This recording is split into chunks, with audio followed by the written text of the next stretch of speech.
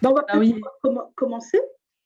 Donc, moi, je m'appelle Hélène Sanchez. Je suis donc chef de projet pédagogie, sensibilisation à l'AREC, qui est l'Agence régionale énergie-climat.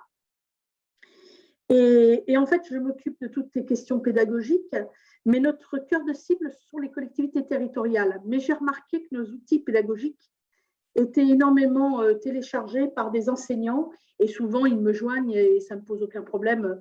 Je les informe bien évidemment. Alors, je vais partager mon écran pour vous montrer l'exposition, mais aussi vous montrer, alors peut-être vous montrer l'exposition plutôt que de vous, et je vais vous dire comment elle a été co-construite. Puisqu'en fait, on a travaillé avec une structure d'éducation à l'environnement qui s'appelle la Bouilloire, et deux agences locales de l'énergie, parce que toutes les trois étaient vraiment dans la pédagogie. Et je voulais m'entourer aussi de personnes qui ont au quotidien à la fois un public enfant et un public adulte. Et donc, on est parti d'un constat. Bah, tout le monde parle du changement climatique, il y a eu beaucoup d'expositions qui ont été faites, mais avec un zoom, mondial, voire national. Et nous, on a voulu montrer que le changement climatique, c'est aussi en Île-de-France. Et on est bien impacté, on commence déjà à être bien impacté dans notre région, avec des canicules qui se manifestent de plus en plus, des problèmes donc de sécheresse, d'inondation, hein, on en a connu quelques-unes dernièrement, mais également de retrait d'argile, puisque nous sommes concernés en Île-de-France par tous les problèmes de retrait, de gonflement des argiles qui impactent les maisons en faisant des lézardes importantes. Donc, on a vraiment des impacts déjà visibles dans notre région. Donc, je vais partager mon écran. Vous me direz si vous le voyez. Partager, voilà. Et je vais donc ouvrir. C'est bon, je vois bien. Voilà. Alors, je vais vous montrer le premier panneau. Le premier panneau, c'est vraiment un panneau sur on a voulu être le plus simple possible pour expliquer les phénomènes d'atténuation, d'adaptation de gaz à effet de serre. On a privilégié le graphisme, puisqu'en fait, on a souhaité vraiment que l'image soit beaucoup plus importante que le texte, pour justement pouvoir travailler dessus. Donc là, vous pouvez voir pas mal de choses déjà dans le dessin. On a testé ces dessins avant de sortir l'exposition. On a testé quelques fresques auprès de tout public, à la fois des jeunes et des moins jeunes, dans les trains, dans la rue. On a vraiment testé pour voir l'impact, si ça fonctionnait ou pas. Et en fait, on s'est aperçu qu'il y avait une accroche, un peu d'art naïf, mais il y avait une belle accroche. Je vais donc vous montrer les autres panneaux. Hop.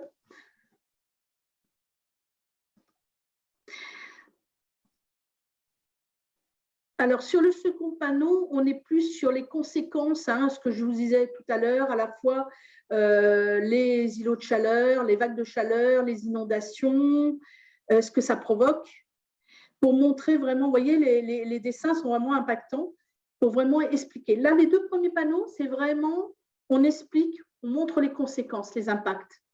Tandis que les autres panneaux, on a souhaité vraiment être sur comment je peux agir, qu'est-ce que je peux faire en tant que citoyen, quelle est la responsabilité aussi de ma collectivité par rapport à ça, parce que les collectivités territoriales, elles aussi, elles peuvent faire des choses.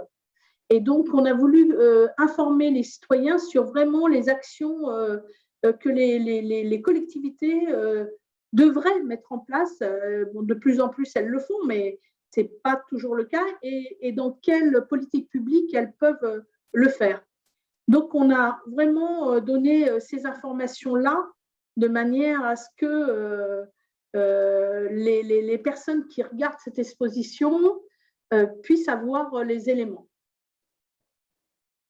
Et ensuite, le panneau suivant, c'est plus moi, comment je crois que le panneau suivant, c'est encore voilà, comment moi, en tant que citoyen, je peux agir. Alors, ce sont que quelques exemples pour réduire, pour la sobriété, pour réduire justement les usages en matière d'énergie, comment je peux agir au niveau de la qualité de l'air, comment je peux consommer différemment. Donc, on a voulu vraiment montrer tout cela, mais en étant le plus simple possible et surtout donner quelques pistes de réflexion. À savoir que cette exposition, soit un enseignant, effectivement, se l'approprie et peut faire tout ce travail pédagogique, soit pour les collectivités, un animateur en éducation à l'environnement peut complètement accompagner cette exposition. Parce qu'en fait, le dernier panneau, on l'a voulu participatif. Donc, on s'est dit, on va faire un panneau où justement, je suis un citoyen, je propose une action. Par exemple, moi, j'ai marqué « Je me déplace à vélo » et on voit en quoi, quelle thématique de l'environnement, du développement durable cela touche. On voit bien là, je me déplace à vélo, bien évidemment l'énergie, mais également tout ce qui est qualité de l'air, santé, les impacts santé. Et là, ça permet de faire tout un travail pédagogique pour qu'on comprenne bien avec un animateur où effectivement on agit. Et ça, c'est une exposition qui est donc gratuite. Alors, je vais vous montrer les liens. Je vais repartager mon écran. Au bout de la 3e fois, vous devenez professionnel du partage d'écran. Oui, là, ça marche bien. Première session, ce n'était pas le cas, je peux vous le dire.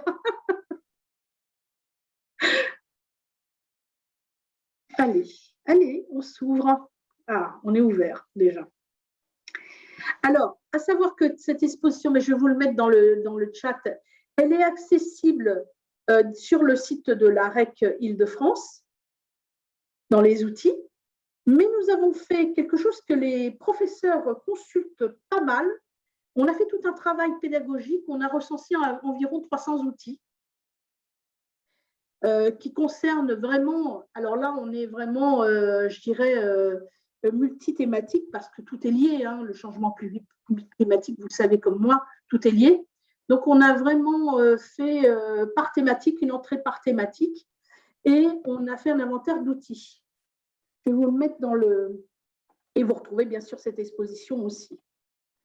Je vais arrêter le partage d'écran et je vais vous le mettre ici. Et je vais vous mettre aussi mon mail si vous souhaitez que je vous adresse l'exposition. Parce qu'elle est en téléchargement gratuite. Donc, mais si jamais vous souhaitez avoir un jeu d'exposition, je pense que quand on retournera au bureau cet été, c'est possible de l'avoir. D'accord. Je pourrais vous en donner un jeu. Je ne sais pas, vous avez des questions peut-être? Je vois qu'il y a une autre personne qui nous a… Non, on n'est toujours que deux. Il n'y a pas une autre personne. Vous avez peut-être des questions Moi, je n'ai pas trop de questions pour l'instant. En fait, ce que je voulais, c'était prendre un peu des pistes, des partenaires aussi, histoire de proposer soit un club éco-délégué l'année prochaine, soit des séances un peu plus axées vers, justement vers le développement durable en physique. Alors, justement, l'inventaire des outils va vous apporter énormément de choses parce que j'ai recensé la plupart des outils que j'ai trouvés pertinents. C'est mis à jour chaque année. Donc, il y a une mise à jour annuelle. Je fais tout un travail de mise à jour annuelle. Évidemment, nous, on l'utilise notamment pour les animateurs des plans climat. Parce que moi, mes interventions, elles sont vers ce public-là. Mais moi, je l'ai ouvert à tout le monde. Et j'ai beaucoup d'enseignants, on le voit dans les téléchargements, qui effectivement se servent de cet inventaire. Parce que vous avez en plus la cible et il y a à la fois tous les cycles. D'accord. Donc voilà. Et puis il y a des outils qui sont qu'on peut emprunter ou qui sont payants, mais très peu. En fait, la plupart sont en téléchargement maintenant libre d'accès, je dirais. D'accord. Non, mais c'est super ça. Oui, Ok. oui, parce que ça permet de compléter. Alors, une exposition, pour moi, une exposition, ce n'est pas un outil en soi, hein. C'est bien quand c'est accompagné. Et c'est ce qu'on C'est ça. voilà, c'est ce qu'on explique, hein. Faire une exposition pour la voir, bon, vous ne retenez pas grand-chose, alors que quand effectivement elle est accompagnée, ben, on voit tous les points de détail, et notamment dans les dessins, enfin, quand vous la verrez de plus près, vous verrez qu'il y a pas mal de points qu'on peut travailler, qu'on peut aborder, des thèmes qu'on peut aborder en plus. On n'a pas voulu être exhaustif, d'abord, on ne pouvait pas l'être. Et ça donne une prise de conscience, elle fonctionne bien, parce que je l'utilise pas mal dans les collectivités et pour les élus, elle fonctionne très bien. Malgré que les dessins soient naïfs, justement, ce côté naïf fait qu'on prend conscience un peu plus des choses, mais on explique bien les entrées parce que moi, je me suis aperçue qu'avec un public adulte, contrairement aux enfants, eh bien, ils vous disent non, j'ai absolument aucun problème, par exemple, de qualité de l'air ou de mobilité dans ma commune. Et quand vous entrez par l'enjeu santé, et ben là, ils prennent conscience qu'effectivement, là, il y a des choses à faire en termes de mobilité et de qualité de l'air pour l'améliorer, justement. Donc, voilà, et les enfants réagissent beaucoup plus, je sais bien, à toutes ces choses-là, fort heureusement d'ailleurs, mais ça n'empêche pas que tout le monde peut agir à son niveau. Oui, c'est ça. Moi, j'aurais peut-être juste besoin, j'aurais bien aimé avoir quelqu'un peut-être pour présenter justement cette exposition, un intervenant ou quoi. Oui. Mais bon, sinon, Mais après, il y a moyen de travailler. ça, justement, vous avez l'association La Bouilloire qui a travaillé avec nous et qui, lui, pourrait intervenir là-dessus. Parce que le directeur s'appelle David Lejeune et donc, c'est l'association La Bouilloire qui se trouve dans le 94 à Cachan, hein, commune Bouilloire.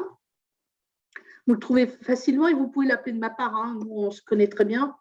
Et effectivement, lui pourra développer d'autant plus, il a travaillé beaucoup avec un public jeune, hein, et enfant. Ok, ah bah super, ça pourrait être pas mal. Oui, ça peut être pas mal. Et puis en plus, après, vous pouvez prendre la main, hein. Il n'y a pas de souci là-dessus, hein. Mais parce que vous voyez, elle est assez simple quand même. On l'a voulu simple. On n'a pas voulu prendre la tête aux personnes. Quand vous leur parlez d'adaptation, d'atténuation, on a voulu montrer qu'il y avait des petites choses simples qui suffisent en fait pour déjà avoir des impacts. C'est ça. Non, après, c'est super. Justement, en plus, avec les élèves, on crée souvent des affiches et on s'attarde beaucoup sur le visuel. Donc là, ce serait parfait. C'est vraiment bien. Et il n'y en a pas beaucoup en plus de… non. J'aime bien le modèle. Oui, en fait, il n'y a pas beaucoup. Il y a beaucoup de photos et il y a beaucoup de choses alarmistes. Et en fait, nous, on a fait une exposition positive. Parce que alarmer sur le changement climatique, à mon avis, c'est contre-productif. Oui. Donc, c'est vrai que c'est beaucoup plus adapté oui, c'est une question qui est grave, mais il y a des solutions. Et on a voulu montrer qu'il y a des solutions. C'est ça qui est important, quoi, de passer ce message positif. Moi, j'ai adoré tout à l'heure ce que disaient les écoles déléguées, parce que c'est ça, il faut montrer le côté positif et pas seulement, voilà, le changement climatique, ça plombe, oui, ça plombe. Mais, oui, ça fait un peu du bien d'entendre des messages positifs. Voilà. Parce que vrai que sinon, il faut entendre des messages positifs parce que le changement climatique, il y a des solutions aujourd'hui. Et maintenant, oui, c'est un changement qui va nous bousculer, comme tout changement, ça bouscule nos habitudes, mais on peut y arriver. Voilà, écoutez, merci beaucoup. Merci à vous. Je reviendrai sûrement vers vous en début d'année prochaine, plutôt scolaire. Oui, bien sûr, il n'y a aucun souci. Merci à vous. Merci. Au revoir.